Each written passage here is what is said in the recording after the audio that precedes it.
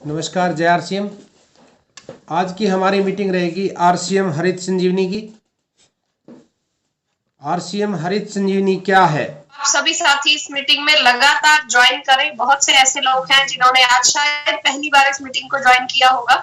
तो ये मीटिंग मैं इसलिए बताना चाह रही हूँ कि ये मीटिंग डेली होती है।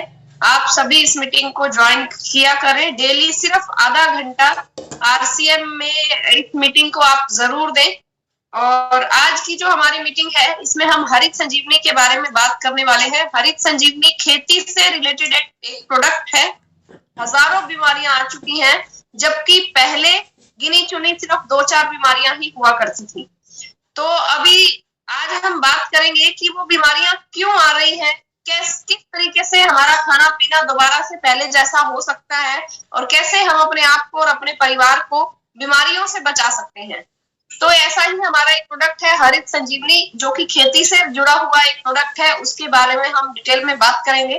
और अभी लगभग सभी साथी हमारे साथ आ चुके हैं, और भी जो है वो आते रहेंगे। तो मैं रिक्वेस्ट करूंगी कि प्लीज आज की मीटिंग को हम स्टार्ट करें। तो ये है आरसीएम हरित संजीवनी। ये देखिए, दिखाई दे रही है। ये एक डब्बा है, इसके अंदर 4 पैकेट मिलेंगे।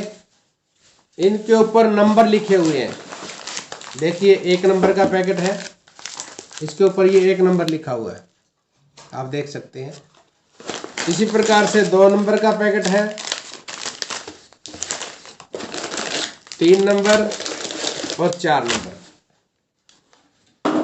सबसे पहले हम बात करें ये है क्या। ये धरती माता का ट्रीटमेंट है। ये क्या है? धरती का ट्रीटमेंट। आज हमारी धरती माता बीमार है। जैसा कि सुप्रिया जी ने बताया कि धरती माता बीमार है। क्यों? क्योंकि आज किसान खर्चा ज़्यादा कर रहा है और इनकम कम आ रही है।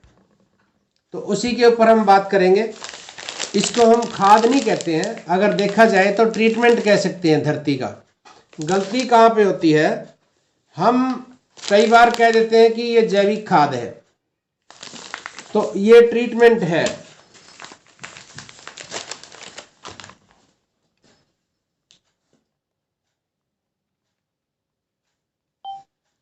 आपको अपनी स्क्रीन पे पीडीएफ दिखाई दे रहा है।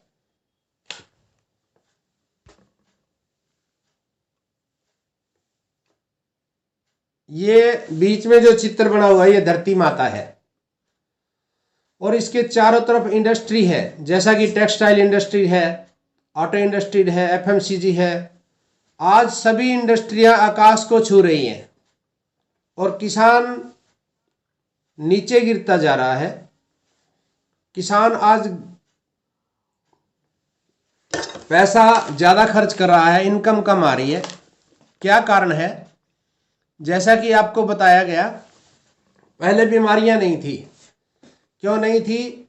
1970 में हमारी जनसंख्या 53 करोड़ थी।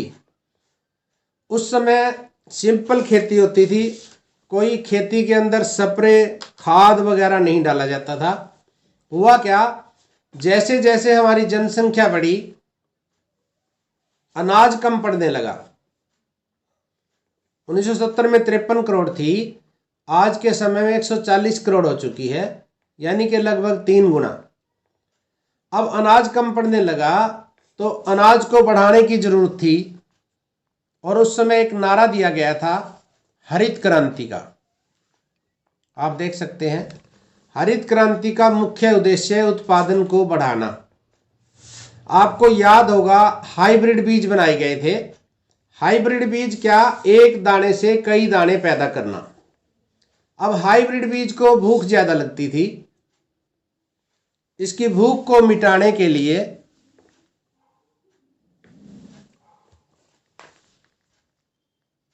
रासायनिक खाद बनाए गए।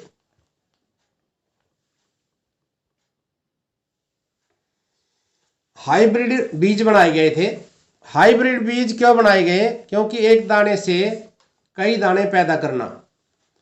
आपको पता है, जब एक दाने से कई दाना पैदा किए जाएंगे एक व्यक्ति, एक आदमी अगर 4 आदमियों का काम करेगा तो उसको भूख ज़्यादा लगेगी।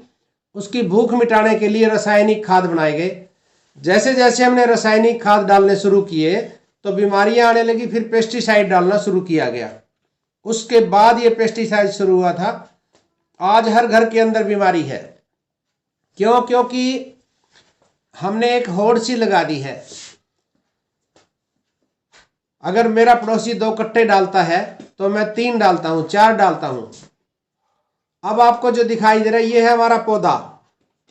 अब ये जो बीच वाला है, नीचे जड़ दिखाई दे रही है, इसको बोलते हैं प्राइमरी रूट, और साइड में जो 2-2 जड़ें हैं इनको बोलते हैं सेकेंडरी रूट। अब इनके बीच में बाल से होते हैं, उसको बोलते हैं इसके मुंह। पौधा 4 प्रकार से भोजन लेता है, 2 जमीन में से और 2 पत्तों में से। जितने पत्ते चौड़े ज़्यादा होंगे उतना भोजन उसको प्रकाश संश्लेषण से मिलेगा। जितनी जड़ें ज़्यादा होंगी, जितने मुंह ज़्यादा होंगे, उतना ही ज़्यादा भोजन उसको जमीन से मिलेगा। अब ये है फसल की खाद, कार्बन, ऑक्सीजन, हाइड्रोजन। और मुख्य खाद क्या है? Nitrogen, phosphate, potassium. दुय्यम खाद क्या है? Calcium, magnesium, sulphur. सूक्ष्म खाद क्या है? Zinc, boron, iron, manganese, copper. ये क्या है? ये मैं जो आपको बता रहा हूं, ये मुख्य खाद। जैसे इंसान का मुख्य खाद क्या है? गेहूं, चावल। हम खाना खाते हैं, किसान, मुख्य खाद क्या है? गेहूं, चावल। दुय्यम और सूक्ष्म खाद क्या है? हम सब्जी में काली मिर्च, जीरा, धनिया, हल्दी वगैरह डालते हैं, ये दुय्यम और सूक्ष्म खाद है। आज मैं जिस ट्रीटमेंट की बात कर रहा हूँ ये है इजराइल बेस्ड टेक्नोलॉजी। इजराइल के अंदर एक इंसान में और एक पौधे में कोई अंतर नहीं मानते हैं। जिस प्रकार से इंसान की 4 अवस्थाएं होती हैं, बचपन, जवानी, बुढ़ापा और माँ की गोद, इसी प्रकार से पौधे की भी 4 अवस्थाएं होती हैं। अब सबसे पहले हमारे घर में स्वस्थ बच्चा पैदा हो, उसके लिए माँ का स्वस्थ होना जरूरी है। प्लीज अपने आप को म्यूट पे रखें, प्लीज अपने आप को म्यूट करिए।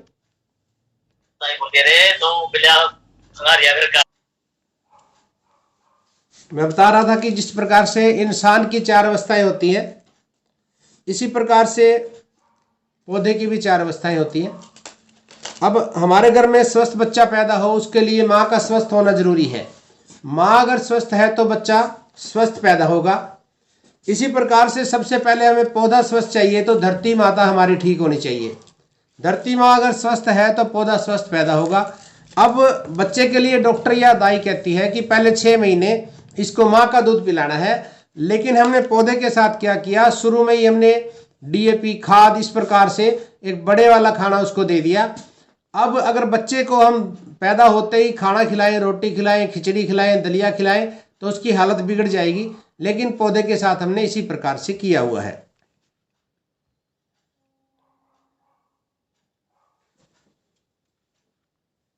मिट्टी में भी तो पोषक तत्व होते हैं, लेकिन हम उसको नहीं देखते और अपनी मर्जी से मनमाने ढंग से हम उसमें खाद वगैरह डालते रहते हैं। अब ये देखिए, जो यूरिया खाद डालते हैं, सिंथेटिक फर्टिलाइजर, इसको बोलते हैं रासायनिक खाद। यूरिया 100 किलो में 46 किलो नाइट्रोजन होता है। नाइट्रोजन क्या है? ये एक गैस होती है। ये गैस अकेली नहीं आ सकती थी, इसको लाने के लिए इसके अंदर 54 किलो कैरियर डाला गया। 100 किलो में 46 किलो नाइट्रोजन है, गैस है, अकेली नहीं आ सकती थी, इसको लाने के लिए 54 किलो कैरियर डाला गया। कैरियर क्या है? Synthetic fertiliser. यानी कि 100 किलो में 54 किलो सिंथेटिक फर्टिलाइजर, यानी प्लास्टिक बोल सकते हैं हम इसको। इसी प्रकार से सिंगल सुपर के अंदर 16 किलो फास्फेट है, 84 किलो कैरियर है। पोटास में 100 किलो में 60 किलो पोटास है, 40 किलो कैरियर है। इस प्रकार से जैसे जैसे हमने जमीन में डालना शुरू किया, जमीन हमारी सख्त हो गई। आप देखिए, पहले एक बैल से खेती करते थे, हलाई करते थे। आज ट्रैक्टर भी हमारे जो है छोटे पड़ गए हैं। आज बड़े बड़े ट्रैक्टर लेके आ रहे हैं हम। धरती हमारी सख्त हो गई है। ये हमारी धरती का चित्र है। इसमें 20 से 30% हवा है, एयर। 20 से 30% इसमें पानी होता है और 45% इसमें मिनरल होते हैं और 5% होता है इसमें ऑर्गेनिक मैटर, यानी कि जिसको हम जैविक शक्ति बोलते हैं। ये 5% होता था, लेकिन आज के समय में अगर आप चेक कराएंगे तो घट गया है। ये 1 से भी कम यानी आधा रह गया है और कई जगह तो आधे से भी कम चला गया है। अब किसान खर्चा ज्यादा करता है और उत्पादन कम होता है। खर्च ज्यादा कर रहा है और कमाई कम हो रही है। कारण क्या है? जमीन का पाचन तंत्र बिगड़ गया है। जमीन के जो पाचन तंत्र है, मान लीजिए एक आदमी अगर 4 रोटी खाता है, उसको अगर हम 40 रोटी खिलाएंगे तो उसका हाजमा बिगड़ जाएगा, पंचन तंत्र बिगड़ जाएगा। श्वास नवाल पाचन तंत्र बिगड़ने से पौधे को श्वास नहीं मिलता है और इसके लिए अन्न कम पैदा होता है और बीमारियां ज्यादा आती हैं। अब जब भी पाप बढ़ता है तो अवतार होता है। जैसा कि आप ये देख रहे हैं, ये अवतार हुआ है RCM हरित संजीवनी। जैसा कि मैंने आपको दिखाया था, ये एक डब्बा होता है। इसके अंदर 4 पैकेट होते हैं। एक नंबर लिखा हुआ, उस पर 1 number, 2 number, 3 number, 4 number. 1 number का पैकेट धरती माता के लिए है। इसको धरती में डालना है। केवल 250 ग्राम का पैकेट है ये नैनो टेक्नोलॉजी से बनाया गया है। एक पैकेट अकेला 7-8 ट्राली गोबर के जितना काम करता है। ये 250 ग्राम का पैकेट 7-8 ट्राली गोबर के जितना काम कर देता है। ये इस्तेमाल कैसे करना है? इसको किसी भी रासायनिक खाद के साथ मिला के डाल सकते हैं जमीन में, या 30-40 किलो सूखी मिट्टी के साथ मिला करके दे सकते हैं, या फिर ड्रिप इरिगेशन होता है कई जगह पे, उसके द्वारा भी इसको हम जमीन में दे सकते हैं। 1 नंबर का पैकेट हम जैसे अब गेहूं में इस्तेमाल करेंगे तो गेहूं को जमीन को ठीक करते वक्त भी डाल सकते हो आप इसको, या फिर बिजाई करने के बाद, बिजाई के समय डाल सकते हो, बिजाई के बाद कोर देने तक, यानी कि जो पहला पानी देते हैं उस समय तक आप इसको डाल सकते हैं। जितना जल्दी इसको आप जमीन में डाल देंगे उतने ही रिजल्ट अच्छे आएंगे। 1 नंबर का ट्रीटमेंट करने के बाद पानी देना जरूरी है। अगर आप जैसा कि मैंने बताया, इसको आप किसी भी खाद या मिट्टी के साथ इसको जमीन में डालेंगे तो ये ना तो उड़ेगा और ना ही ये खराब होगा। जिस दिन आप पानी देंगे जमीन में, उस दिन काम करना ये शुरू कर देता है। 1 नंबर का ट्रीटमेंट करने के बाद पानी देना जरूरी है। पानी देंगे जैसे उसी दिन ये खुल जाएगा, काम करना शुरू कर देता है। देखिए, इस प्रकार से हमने इसको मिलाना होता है खाद में या मिट्टी में हमने इसको इस प्रकार से मिलाना है। खाद में हल्का सा पानी का छपका मार के उस पैकेट को पूरे खाद में खोल देंगे और उसकी फिर 2-3 बार हम काट देते हैं, क्योंकि एक जगह पे नहीं रहना चाहिए। अगर एक जगह पे रह गया तो फिर उतना लाभ नहीं मिलता है। इसको पूरे खेत में हमने फैलाना होता है। इसी प्रकार से हरित संजीवनी एक सॉइल हेल्थ आया हुआ है हमारे पास, उसको भी आप इस्तेमाल कर सकते हैं। उसको केवल 2 बार इस्तेमाल करना होता है एक फसल में। एक बिजाई यानी पानी देने से पहले, कोर से पहले, और एक 3 नंबर का जब टाइम आता है उस समय। अब ये करता क्या है? ये है धरती माता के लिए, ये जमीन के लिए है। जमीन में रसायन के अघुलनशील घटकों को घोल देता है, जमीन को भुरभुरी बनाता है, जमीन में नमी को बढ़ाता है, फसल में सूक्ष्म जड़ों की वृद्धि होती है। अब आप देख रहे हैं, आपको जमीन में डालेंगे और उस जमीन पे चल के देखना आप आपको जमीन भुरभुरी नजर आएगी, भुरभुरापन आएगा और नमी को बढ़ाता है। फसल में सूक्ष्म जड़ों की वृद्धि होती है। आपके सामने 2 पौधे दिखाई दे रहे हैं। एक पौधे के पत्ते देखें आप कितने चौड़े हैं और दूसरे के कम चौड़े हैं। ये फर्क देखिए। ये जो चौड़े पत्ते वाला पौधा है इसमें ट्रीटमेंट किया गया है। अब इसकी जड़ों को देखें आप। अब इसकी जड़ें देखिए कितनी ज़्यादा है। जड़ें दूसरे पौधे के अंदर भी हैं, लेकिन जो ये जड़ों के बीच में बाल से नजर आ रहे हैं ये नहीं है, बहुत कम है। ये इसके मुंह है। जितने ये मुंह ज़्यादा होंगे जमीन से इसको उतना ही भोजन ज़्यादा मिलेगा। तो 1 नंबर का पैकेट क्या करेगा? भुरभुरी बढ़ाता है, नमी को बढ़ाता है, सूक्ष्म जड़ों की वृद्धि होती है, जमीन में जीवाणु का विकास होकर जमीन की उपजन क्षमता बढ़ती है। यानी कि जो आप केचुआ पद्धति अपनाते हैं उसको अलग से अपनाने की आपको जरूरत नहीं है, क्योंकि हमने पेस्टिसाइड डाल के, हमारे कुछ मित्र कीट होते हैं, कुछ दुश्मन कीट होते हैं, हमने सभी को मार दिया। आप ये ट्रीटमेंट दोबारा से करेंगे इसका, तो आपके जमीन के अंदर दोबारा से जीवाणु का विकास होकर हमारे जो मित्र कीट है वो पैदा हो जाएंगे और आपकी उपजन क्षमता बढ़ने लग जाएगी। जमीन में जो ऑर्गेनिक कार्बन घट चुका है, जैसा कि मैंने बताया था 5 होता था, अब आधा रह गया है, वो धीरे धीरे आपका बढ़ना शुरू हो जाएगा। फसलों में सूक्ष्म तत्व देने की मदद मिलती है और जमीन में नाइट्रोजन को स्थिर रखता है।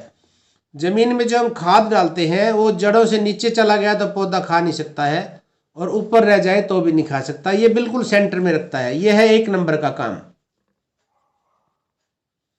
उसके बाद आती है स्टेज नंबर 2। ये है बचपन की अवस्था। बचपन अवस्था की उपचार पद्धति। ये क्या करेगी? इसको हमने कब डालना है? सबसे पहले तो 1 नंबर का पैकेट तो फेंकना है मिट्टी या खाद में मिला के। 2 नंबर, 3 नंबर, 4 नंबर का छिड़काव करना है, स्प्रे करना है, छिड़काव करना है। अब ये कब करना है? 1 नंबर का पैकेट डालते हैं जब, उसके बाद पानी देते हैं, यानी कोर देने के बाद जब पैर टिकने लग जाए तो 2 नंबर का छिड़काव करना है। जब पानी देते हैं पहला पानी और पैर टिकने लग जाए उस समय इसका हमने छिड़काव करना है। और छिड़काव के लिए विशेष ध्यान रखना है, सुबह 11 बजे से पहले या शाम को 5 बजे के बाद करना है। और एक और ध्यान रखना है, जमीन में नमी होना आवश्यक है। अगर नमी नहीं है तो फिर तुरंत पानी आपको देना पड़ेगा। ये करेगा क्या?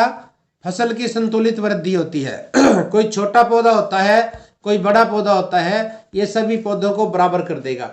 पत्तों के आकार में वृद्धि, पत्ते चौड़े ज्यादा करेगा। पत्तों को संतुलित अन्न तत्व देने में मदद मिलती है।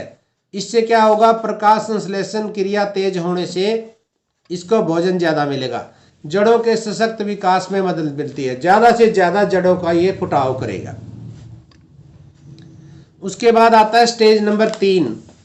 ये कब डालना है? जब हमारी फसल 1 नंबर 2 नंबर ट्रीटमेंट किया उसके 20 दिन बाद, यानी कि पहले अब ये जवानी की अवस्था, यौन अवस्था की उपचार पद्धति है।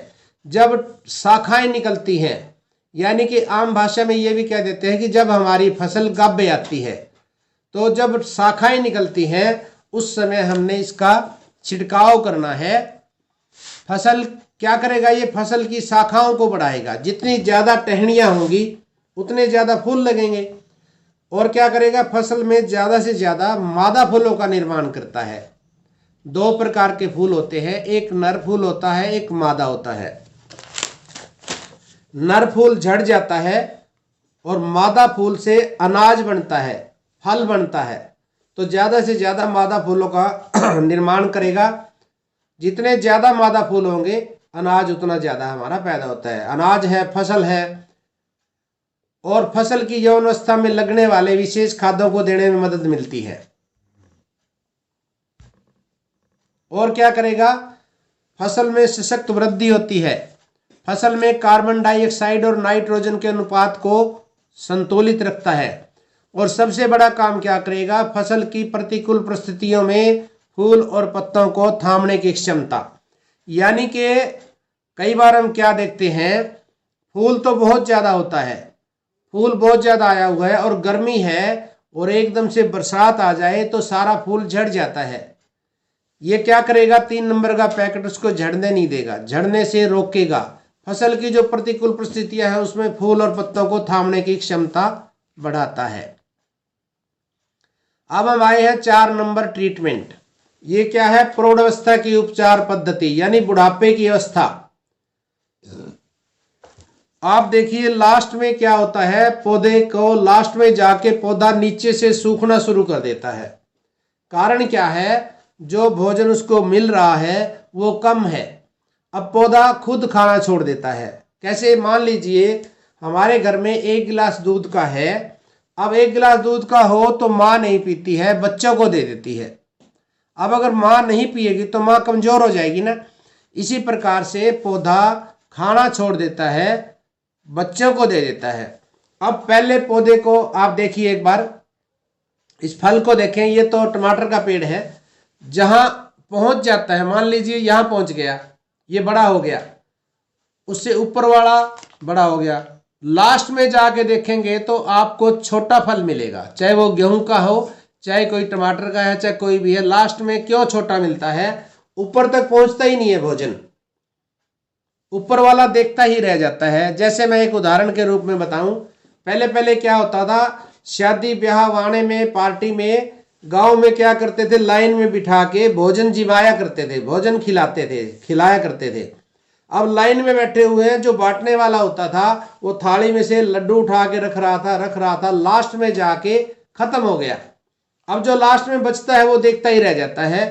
इस पौधे के साथ भी ऐसा ही होता है, लास्ट में पहुंचता ही नहीं है भोजन और वो देखता ही रह जाता है। अब चौथी अवस्था कब डालनी है, जब दाना बढ़ने लग जाता है, उस समय छिड़काव करना है हमने। करेगा क्या, पत्तों और फूलों को संतुलित अन्न तत्व देने में मदद मिलती है। फसल और फूलों की संतुलित वृद्धि होती है। फसल में ज्यादा से ज्यादा फूलों का रूपांतरण फलों में होता है। फल जल्दी और प्राकृतिक रूप से पकते हैं। फसल और पानी के बीच वृद्धि संतुलन बनाकर पत्तों की गिरावट को नियंत्रित करता है। ये है हमारा 4 प्रकार का ट्रीटमेंट। ये 4 पैकेट आपको दिखाए गए हैं, इसमें नंबर लिखे हुए हैं। 1 नंबर जमीन के लिए, वो खाद या मिट्टी के साथ मिला के हमने डालना है, जमीन में फेंकना है। 2 और 3 नंबर का छिड़काव करना है। अब छिड़काव के बारे में किसान कई बार सोचते हैं कि हम कैसे करें, कितना डाला जाए, तो इसके बारे में मैं बता देता हूं। मान लीजिए 1 एकड़ का है, 2 नंबर का ट्रीटमेंट है, या 3 का या 4 का। 1 एकड़ का है, 1 एकड़ में अब किसान को पता होता है कि 5 टंकी लगेंगी या 6। मान लीजिए 5 टंकी लगेंगी 1 एकड़ में, तो इस पैकेट को 5 गिलास पानी में घोल बना ले और 1 टंकी के अंदर 1 गिलास डालते जाएं। बिल्कुल सीधा हिसाब है ये, 1 टंकी में 1 गिलास हम डालते जाएंगे। तो ये आज का हमारा मीटिंग थी। अभी समय हमारे पास है 2-4 मिनट का। मैं आपको बताना चाहता हूं, अगर आप इस पे काम करना चाहते हैं तो इससे बहुत अच्छी इनकम प्राप्त की जा सकती है। अगर इनकम के लिए आप काम नहीं करना चाहते हैं तो आप लोगों को बीमारियों से बचा सकते हैं। आज हर घर के अंदर बीमारी है। आज अनाज के अंदर 25% जहर आ चुका है जो हमारी थाली में आता है। इसलिए हम बहुत से लोगों को बचा सकते हैं।